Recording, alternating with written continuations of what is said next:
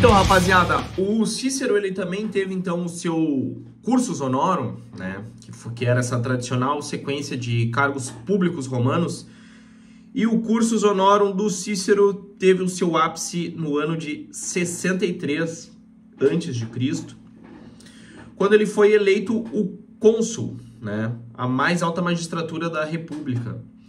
O ponto alto do seu consulado foi o combate à conspiração Catilina. E esse foi aqui um tumulto grande que ele se meteu, né? O que era essa conspiração Catilina?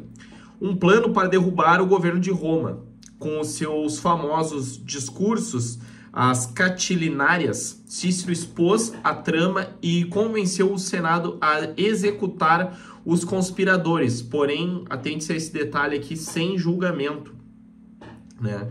Os conspiradores dessa conspiração Catilina, eles foram executados com julgamento sumário, não teve um julgamento formal. Por essa ação, ele foi aclamado como o pai da pátria, né? Salvador da República. E ele se tornou, então, um herói, né? Em Roma. O que aconteceu? Alguns partidários desse pessoal que foi executado, né? Desses conspiradores, conseguiram aprovar no Senado uma lei, né, que tornava executar um cidadão romano sem o devido processo legal um crime passível com pena de morte. O que daí colocava o Cícero como o alvo de uma execução também, da mesma forma como ele conseguiu convencer o Senado a executar aqueles conspiradores com essa lei nova, feita pelos partidários, né, amigos desse pessoal que foi executado. O Cícero, então, se tornou um criminoso. E devido a isso, ele teve que se exilar. Aí, como é que foi o período do exílio, né? A decisão de Cícero de executar esses conspiradores, sem o devido processo legal, embora popular na época, virou-se contra ele. Anos depois, ele foi forçado ao exílio por uma lei que punia quem tivesse executado um cidadão romano sem julgamento. Foi isso que eu acabei de falar aí para vocês. Seu período fora de Roma foi doloroso, mas ele conseguiu retornar 1 ano e meio depois, graças ao apoio de aliados políticos poderosos. Inclusive, Pompeu Magno foi um defensor de Cícero nessa situação. No entanto, a República já estava em declínio, com o poder cada vez mais concentrado em figuras como Júlio César, no próprio Pompeu e em Crasso, que eram, esses caras compunham aí o primeiro triunvirato. Cícero era muito próximo de todos eles, né? Cícero trabalhou inclusive com Júlio César, né? A defesa da República e a queda, essa é uma outra fase aqui da vida do Cícero, né? Cícero se tornou o principal defensor da República Romana e das suas instituições. Ele via Júlio César, né, já nessa nova fase, em que o Júlio César estava se convertendo num ditador, que de fato ele foi, né, de general a ditador. Quando isso aconteceu, Cícero deixa de apoiar César, né, e ele começa a ver em Júlio César uma ameaça à liberdade e aos valores tradicionais de Roma, que ele via como a república como a base, né? Ser romano era ser republicano, né? Qualquer coisa diferente disso e que tendesse a um regime autocrático não era tradição romana na visão do Cícero. E após o assassinato de César em 44 a.C., Cícero acreditou que a república seria restaurada. E ele se tornou, né, o bastião dessa causa, né, e principal rival de Marco Antônio, um dos herdeiros políticos de César. Ele usou a sua oratória para atacar Marco Antônio em uma série de discursos chamados as Filípicas. E esses discursos se chamaram Filípicas porque, no período de Filipe II, rei da Macedônia, pai de Alexandre o Grande, né, antecessor do Alexandre, teve um filósofo que, acusando Filipe II de estar se tornando um tirano, né, um déspota, ele escreve um discurso, né, ou um compilado ali de discursos e teses que foi chamado de Filípicas, porque se referiam ao Felipe II. Fazendo alusão a essa situação, de uma forma muito sagaz, né, muito inteligente, Cícero também escreve as suas Filípicas, por isso o nome Filípicas, fazendo questionamentos e acusações de despotismo ao Marco Antônio, né? Infelizmente, suas palavras acabaram custando-lhe a vida. Quando Marco Antônio se uniu a Otaviano, que foi o futuro imperador Augusto, e era filho adotivo de Júlio César, e também a Lepto, para formar o segundo triunvirato, eles criaram uma lista de inimigos do Estado a serem perseguidos, né?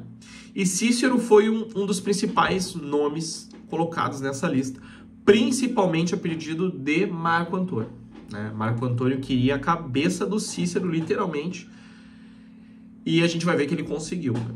Cícero, então, ele foi assassinado em 43 a.C. por ordem de Marco Antônio. Suas mãos e a sua cabeça foram exibidas no Fórum Romano como um aviso que a cabeça que continha a boca que proferia esses discursos contra o Marco Antônio e também as mãos, né, que escreveram esses discursos estavam ali como prova do triunfo do Marco Antônio e que não era bem assim a coisa, né? Então, Cícero teve a cabeça cortada e também as suas mãos, né? A vida política do Cícero, portanto, é um reflexo do tumultuado fim da República Romana. Uma luta heróica, né, em prol da República, mas em última análise fracassada. Para preservar as tradições, e Cícero está muito vinculado a isso, né? Tradição. Cícero era um tradicionalista, né? No sentido do seu período lá, né? Era alguém... Cícero era também muito atrelado ao conservadorismo, né? Porque Cícero...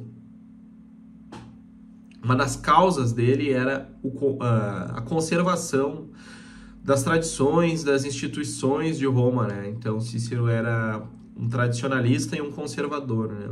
E foi a essas correntes políticas que ele legou o seu... que ele, né, contribuiu, né, para o desenrolar aí da história. Tanto que a gente vai ver que futuras correntes ideológicas e políticas se opõem a Cícero. Desde o tempo do Cícero, ele também já tinha detratores e opositores. Mas, por exemplo, a gente vai ver que Hegel, né, importante filósofo alemão, Hegel, vai se opor às ideias de Cícero, e Engels também, né, que teve lá sua famosa dupla com Marx, né, Karl Marx, na teorização ali do socialismo, do comunismo, né, e dessas correntes coletivistas. Engels vai dizer que Cícero foi literalmente um canalha, né? Porque Cícero tentava conservar uma sociedade que já vinha apodrecida e viciada, né? Com várias desigualdades, né? Então tem esse contraponto aí em relação ao Cícero, né? Porque, por exemplo, Cícero, como um grande defensor do direito natural, né? Cícero tinha suas teorias sobre direito todas calcadas no fato de que o direito positivo, né, não poderia se contrapor ao direito natural. O direito positivo é aquele direito positivado nas leis, nos códigos de leis, em constituições e afins. Porém, antes do direito positivo, a gente tem o direito natural, né, que são direitos que todos nós temos desde que nascemos e de forma natural, como o direito à vida, a nossa liberdade, a nossa propriedade, né? E esses direitos são estabelecidos e baseados de forma racional e lógica, né? Não são arbitrários na visão, né, de conservadores como o Cícero, o que vai ser contraposto futuramente por correntes mais ideologicamente posicionadas em outro espectro político, né? Como o Engels, por exemplo, né? Que eu citei aqui para vocês. Então, voltando aqui para a história do Cícero propriamente dita, né? O Cícero vivencia e participa e, inclusive, tem seu fim devido a esse fim trágico aí, essa desintegração da República, né? Dentre as questões que Cícero e as áreas de conhecimento que Cícero contribuiu, a gente tem a oratória, né?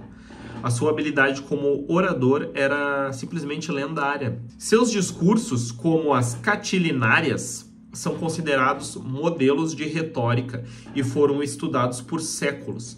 Ele era capaz de usar a palavra para persuadir, emocionar, denunciar, né, influenciar, né, tornando-se uma força política e intelectual inigualável, né? Cícero era um furacão na tribuna, né? A oratória foi para Marco Túlio Cícero o alicerce da sua carreira, a ferramenta da sua filosofia e a expressão da sua vida política. Ele não a via como um mero talento, mas como a união perfeita entre a sabedoria e a capacidade de se expressar. Uma virtude cívica essencial para a manutenção da República Romana.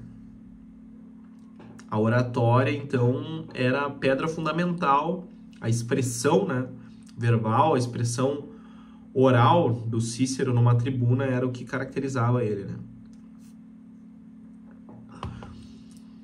Em uma Roma onde o poder era tradicionalmente hereditário, Cícero, que não era de uma família assim top ali, né, na hierarquia das famílias patrícias romanas, usou sua maestria na oratória para ascender social e politicamente, né, profissionalmente também. Ele foi capaz de se destacar como advogado e posteriormente alcançar o consulado, que era o cargo máximo da República Romana, graças à sua habilidade em persuadir e influenciar tanto o povo quanto o Senado. Para ele, um bom orador precisava ser também um homem sábio, com profundo conhecimento de filosofia, ética e história, para que seus discursos não fossem apenas palavras vazias, mas argumentos sólidos como a rocha e convincentes. Cícero foi não apenas um orador praticante, mas também um teórico da retórica, né? Cícero era capaz de ensinar as pessoas a serem mais eloquentes, né? Ele escreveu obras fundamentais como De Oratore, né, sobre o orador, e Orator, onde estabeleceu o ideal do orador perfeito, né? Segundo ele, o orador deveria dominar 3 objetivos principais, que era instruir, agradar e comover. Para Cícero, a oratória era uma fusão de conhecimento, organização, estilo, memorização e, por fim, a performance no discurso. Os discursos de Cícero são um dos maiores legados da oratória romana. Ele não era apenas uma forma de se expressar, né? Os discursos de Cícero são um dos maiores legados da oratória romana. Eles não eram apenas peças de argumentação, mas atos políticos que moldaram eventos históricos. Os mais notáveis, como eu já falei aqui, alguns, nós temos aí as catilinárias, as filípicas também, né? Que são ambos conjuntos de discursos. A gente acha isso em português, tá? E pela internet a gente acha isso para ler. Conjuntos de discursos, né? As catilinárias contra aquela conspiração que queria derrubar a República, e as filípicas também no mesmo sentido, um pouco depois, denunciando os desmandos do Marco Antônio. A influência, então, do Cícero na língua latina, no idioma que derivou do latim, derivou o português, o francês, o espanhol, o romeno, né? Todas essas línguas latinas tem uma profunda influência, né? Lá na origem do Cícero, né? Então, Cícero vai ter essa influência na língua latina e na retórica ocidental. uma influência imensa, citado até hoje, né? Ele é considerado o mestre da prosa latina, transformando a língua em um meio literário sofisticado. Suas obras e discursos foram estudados por séculos. Inclusive, tem uma questão que o Cícero foi muito valorizado no Renascimento. Eu não vou me lembrar o nome da pessoa, mas é encontrado ali durante o Renascimento as cartas de Cícero, né? Os originais de algumas cartas do Cícero, que são encontradas, se eu não me engano, ali pelo século XIV e são traduzidas, né, para a linguagem mais moderna e passam ali a ser uma fonte de estudos sobre política, retórica, oratória, né, latim, sobre a história de Roma, né? Então, Cícero ele tem esse resgate ali ele vai ser estudado durante a Idade Média também, né? Seguir sendo estudado, né? Em mosteiros e em relação dentro do direito canônico também vai ter um pouco de Cícero ali, né? Nos estudos dos monges que compuseram ali os tratados de direito canônico, mas do Renascimento para fora, assim, ele ressurge, renasce, né? Com vigor. As suas obras e discursos, né, que foram estudados por séculos, servindo de modelo para oradores e escritores, e o seu nome mesmo, né, tornou-se sinônimo de eloquência. A sua oratória não era um fim em si, mas um meio para alcançar o bem, né? E alcançando esse bem maior, que seria a defesa da res pública, né? Res é coisa, né? A coisa pública, né? Alcançando esse bem maior, aconteceria a promoção das virtudes cívicas, né, nos cidadãos. A virtude vai ter esse papel fundamental, né, para isso. A promoção das virtudes cívicas em épocas de crise, né, segundo Cícero, é o fundamental para que as sociedades não se percam, né, não desmoronem, né?